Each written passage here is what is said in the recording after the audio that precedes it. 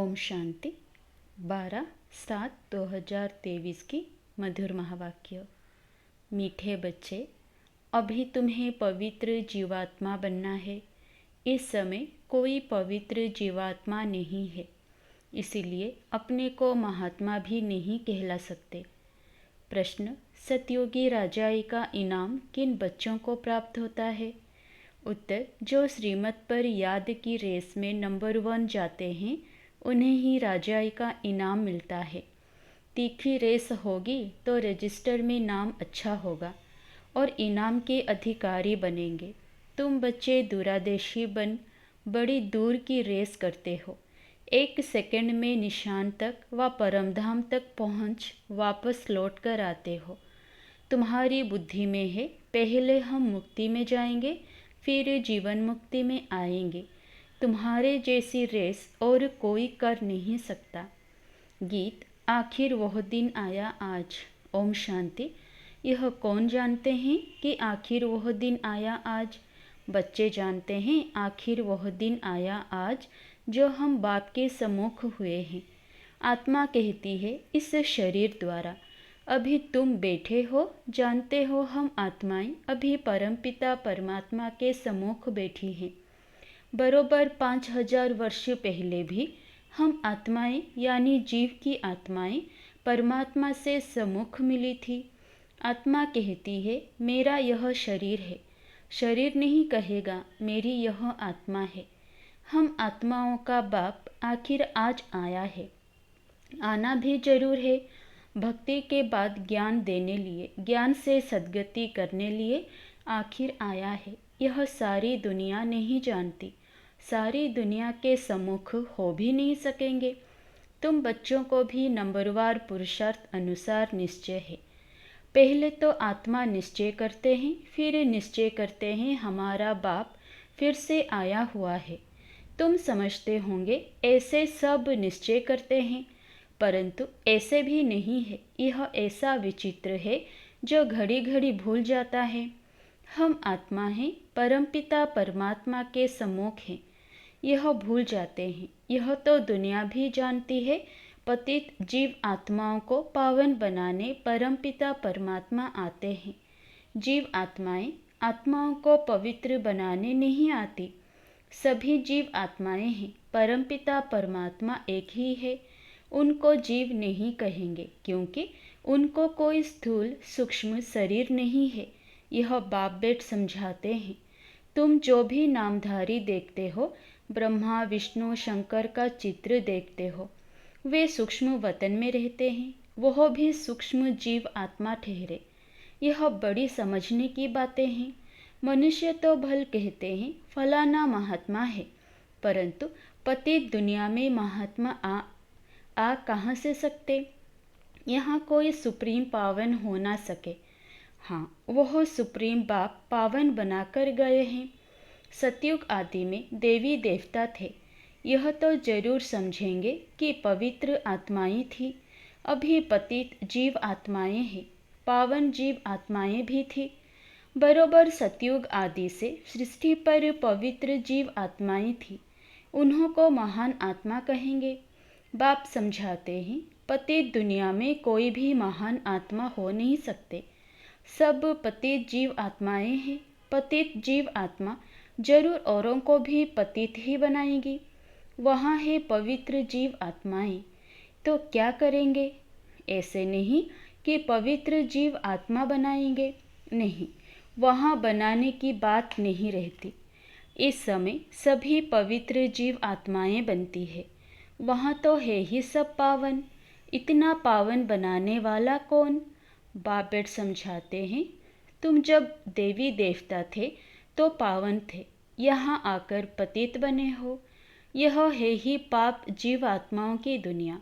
अक्षर बिल्कुल क्लियर समझाना है। पाप जीव आत्मा, क्योंकि आत्मा भी पतित है, शरीर भी पतित है। वहाँ फिर महात्मा अक्षर नहीं देते। वहाँ तो है ही सब पवित्र, कहते ही देवी देवता हैं। सर्वगुण संपन्न, 16 कला संपूर्ण, अहिंसा परमो धर्म जीव आत्माएं हैं। संपूर्ण निर्विकारी माना संपूर्ण पवित्र। तुम बच्चों को समझाया जाता है सन्यासी पवित्र रहने लिए पुरुषार्थी हैं। अच्छे अच्छे सन्यासी पवित्र रहते हैं, जिनको महात्मा कहा जाता है। पवित्र रहने लिए अलग रहते हैं, परंतु वह तो है निवृत्ति मार्ग वाले, उनको भक्ति मार्ग में महात्मा कहेंगे, ज्ञान मार्ग में नहीं। ज्ञान और भक्ति दोनों अलग अलग गाए जाते हैं। आधा कल्प सतयुग त्रेता में ज्ञान की प्रारब्ध है, यहाँ फिर भक्ति की प्रारब्ध कहेंगे। यह है भक्ति मार्ग। पहले भक्ति भी अव्यभिचारी होती है, फिर अंत में तमोप्रधान व्यभिचारी भक्ति होती है। अभी व्यभिचारी भक्ति का अंत होना है। तब बाप आए हैं। बाप एक ही बार आकर ज्ञान से आधा कल्प के लिए तुम्हारी प्रारब्ध बनाते हैं। तुम नंबर 1 पुरुषार्थ करते हो। कोई तो राजा रानी बनते हैं, कोई फिर प्रजा व दास दासी बन जाते हैं, क्योंकि राजधानी स्थापन हो रही है। तुम अब दूरादेशी बुद्धि बनते हो। दूरादेशी बुद्धि को त्रिकालदर्शी कहा जाता है। जिन्हें तीनों लोकों तीनों कालों का ज्ञान है, उन्हें त्रिकालदर्शी कहा जाता है। तुम अब तीनों लोकों को जानते हो। मूल वतन, सूक्ष्म वतन और स्थूल वतन 3 लोक हुए ना। तुम अब दूरादेशी बन गए हो। तुम्हारी बुद्धि आदि से अंत तक जाती है, नंबरवार पुरुषार्थ अनुसार। कोई कमज़ोर होते हैं जो रेस में पीछे रह जाते हैं। यह तो बहुत बड़ी दूरादेशी रेस है। आत्माओं की रेस कभी सुनी नहीं होगी। तुम आत्माएं जानती हो, हम स्टूडेंट हैं, हमारी यह रेस है। फलाने निशान तक पहुंचकर फिर लौटना है। तुम आत्माओं की यह बड़ी दूर की रेस है। बुद्धि जानती है हम वास्तव में वहाँ के रहने वाले हैं। 1 सेकंड में हम वहाँ पहुँच जाएंगे, जीवन मुक्ति बन जाएंगे। हम असल परमधाम के निवासी हैं। यथार्थ रीति बुद्धि जानती है हम परमधाम जाएंगे फिर आएंगे। जैसे रेस में निशान तक पहुंचकर फिर लौटते हैं, हम भी बाबा के पास जाएंगे फिर वापस आएंगे। अब आत्माएं रेस सीख रही है। तुम सबको कहते हो मनमना भव। बुद्धि का योग अपने बाप और परमधाम से रखो, जहाँ तुम अशरीरी रहते हो। यह सिर्फ तुम्हारी बुद्धि में ही यथार्थ रीति है। तीनों कालों तीनों लोकों की नॉलेज तुम्हारी बुद्धि में है। 84 जन्मों का ज्ञान और कोई में हो नहीं सकता।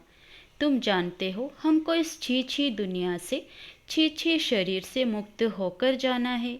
हम जा रहे हैं। बाप रोज यह रेस सिखलाते हैं। तुम्हारी रेस अविनाशी है। बाप को जितना जास्ती याद करेंगे उतना तुम्हारा रजिस्टर में नाम अच्छा रहेगा। कहेंगे इनकी बुद्धि की यात्रा बहुत तीखी है। याद से ही विकर्म विनाश होंगे। याद नहीं करते हैं तो विकर्म विनाश ना होने के कारण पिछाड़ी में रह जाते हैं। प्रजा व दास दासी बनना यह कोई प्राइज नहीं है।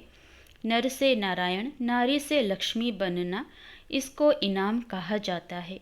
बाप राजाई का इनाम देते हैं। अगर उनकी मत पर चल दौड़ी लगाई तो कोई तो 2 कदम भी दौड़ी नहीं लगाते हैं। अगर प्रजा वाले होंगे तो बिल्कुल कम दर्जा पा लेंगे। यहाँ रहने वाले भी होंगे तो भी राजाई में बहुत कम पद पाएंगे।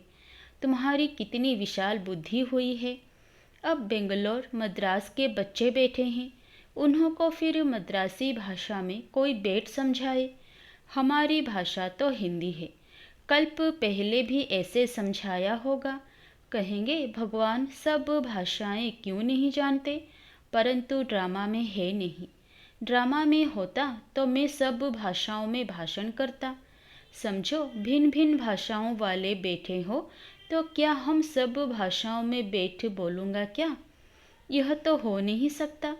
1-2 को भी कहाँ तक सुनाएंगे, घमसान हो जाए तो समझाना चाहिए। बाबा ने कल्प पहले जिस भाषा में समझाया था उसी भाषा में ही समझाते हैं, इसलिए हिंदी के जोर हैं।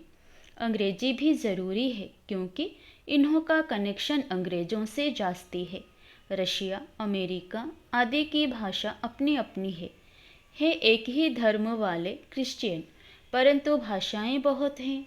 यहाँ भी हैं सब भारतवासी, आदि सनातन देवी देवता धर्म वाले, परंतु अपने धर्म को भूल गए हैं। भाषाएं कितनी हो गई हैं, सब मिक्सचर है। जिसकी जो भाषा है उसमें फिर उनको सुनाना है। इसमें भी बड़ा होशियार चाहिए जो समझकर और समझाए।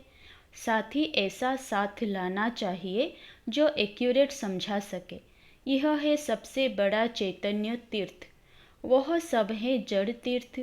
साधु संत महात्मा सब वहाँ जाते हैं, बहुत दूर दूर जाते हैं।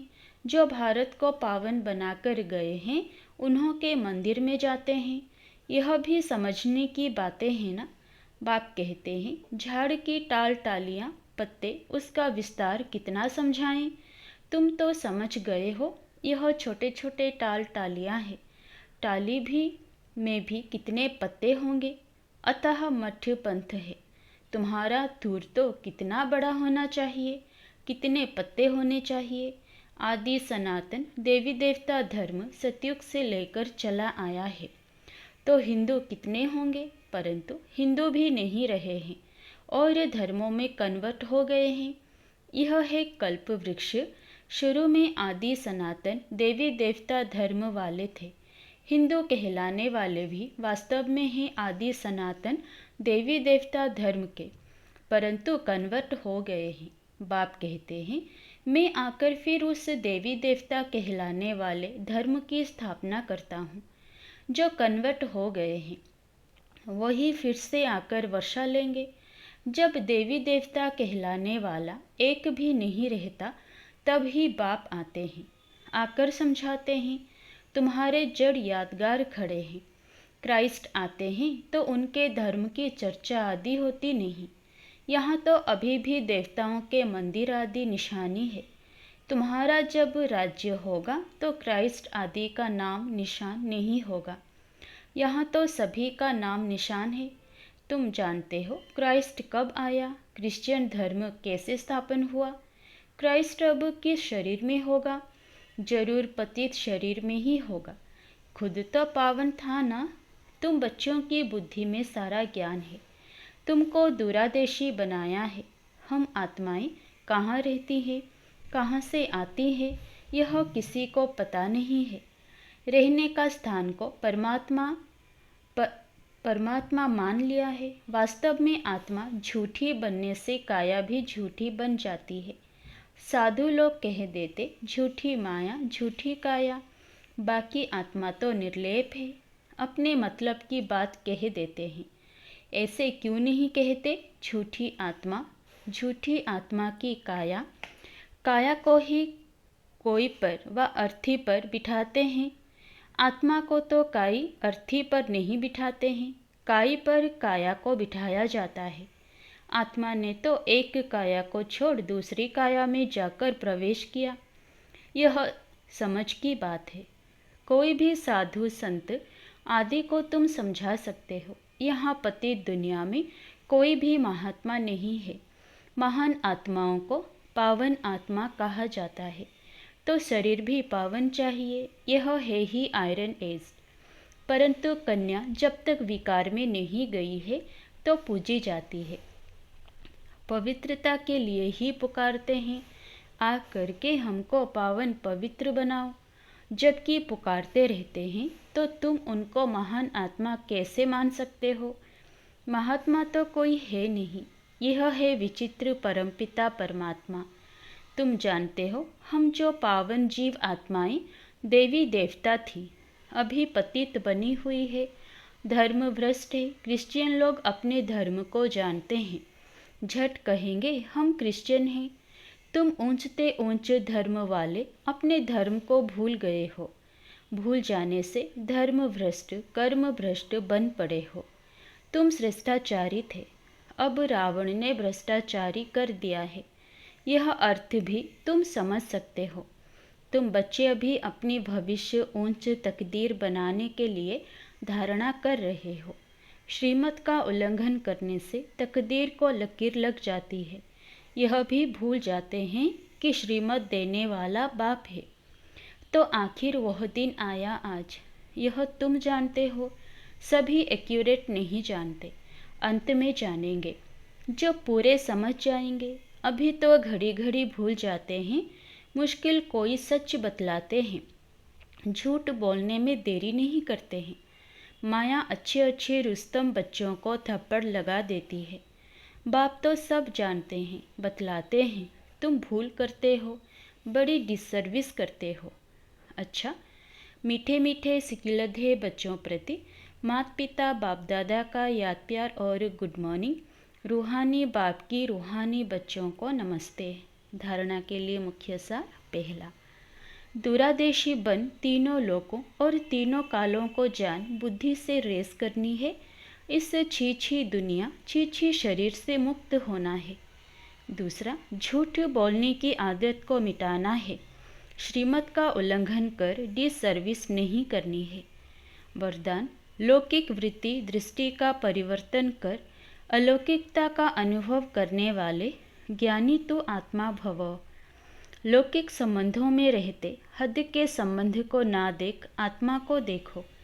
आत्मा देखने से या तो खुशी होगी या रहम आएगा। यह आत्मा बेचारी परवश है, अज्ञान में है, अनजान है। मैं ज्ञानवान आत्मा हूँ तो उस अनजान आत्मा पर रहम कर अपनी शुभ भावना से बदल कर दिखाऊंगी। अपनी वृत्ति और दृष्टि को बदलना ही अलौकिक जीवन है। जो काम अज्ञानी करते हैं वह आप ज्ञानी तो आत्मा नहीं कर सकते। आपके संग का रंग उन्हें लगाना चाहिए। स्लोगन, अपने श्रेष्ठ कर्म से विश्व पिता का नाम वाला करना ही विश्व कल्याणकारी बनना है। अच्छा, ओम शांति।